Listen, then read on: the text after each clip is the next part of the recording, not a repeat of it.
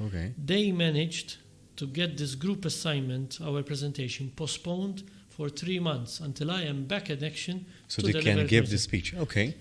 So for me there, it was is a case that I mention it to everyone. It's a case of where the students failed themselves because they could have taken an opportunity to go out of their comfort zone and do it. But also the lecturer failed them because we were a group of 10. So if I was that lecturer, I would say, you're 10 people. One of you is out of action because of the accident. And you can't... But this is the role of mentoring as well. The other 9, you should be able to present. I would have never accepted a delay of 3 months. So a whole semester to deliver that assignment because of the excuse that we need to wait for the 10th guy to come along. And so there, the lecturer was being friendly, I don't know, nice, accepting the fact that it was an accident, so maybe he wanted me to feel part of the group. Maybe all the right reasons were there, but I think it was a disservice for the rest because they could have had their first step as actually talking in public and get out of that comfort zone. How did that make you feel? I was shocked when I was back at university and they told me, remember that assignment? So you didn't know throughout that you had to, once you're back? The accident happened actually the weekend. On Monday I had to do this presentation.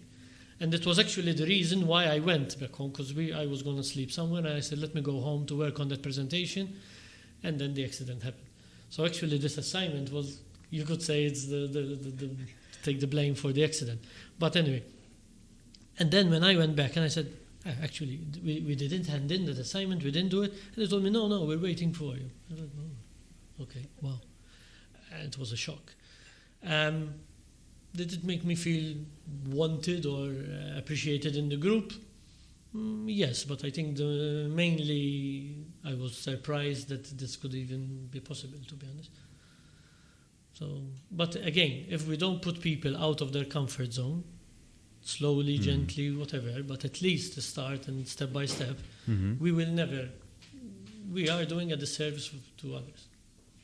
I think so too. I think this reminded me of the role in parenting as well. I'm not a parent. I think at a certain age, parent needs to shift their style to match the age of their child as well. They become more like mentors, showing the ropes in life, and to, as you're suggesting, gently putting them in the right direction, sort of. I mean, I'm a parent of 2 young ones, so. And there are instances where you say, let me challenge them more, let me see how they handle it, and it's also not easy, to be honest. So sometimes, because of a busy lifestyle and everything, it's convenient to say, okay, I'll do it. do it.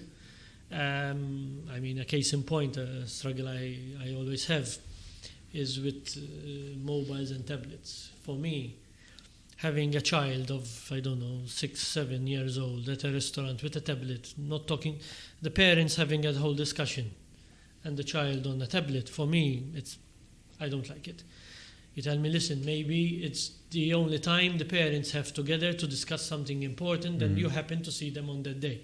So I don't judge. I'm not saying this to judge people, because it could be there's a very serious situation, and I happen to see that couple, those parents, on that one day, and it happened. So, but sometimes it is quite easy to say, here, take the tablet, let us talk.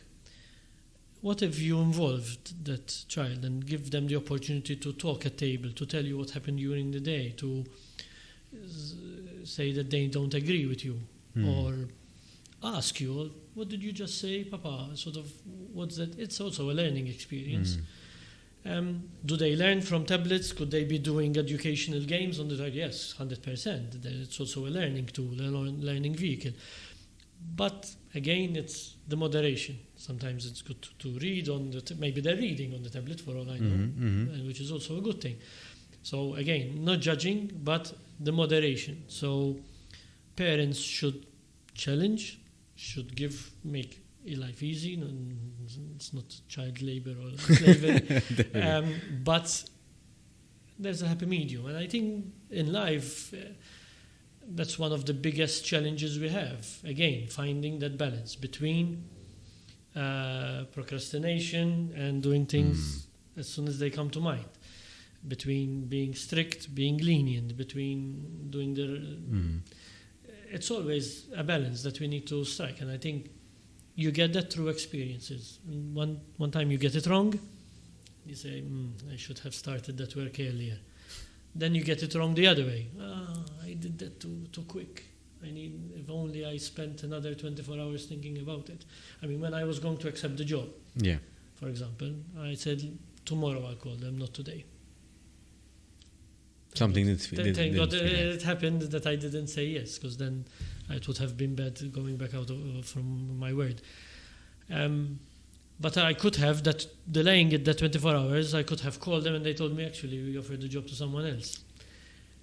So it's always a balance. And sometimes you get it wrong and you learn and say, next time I do it differently.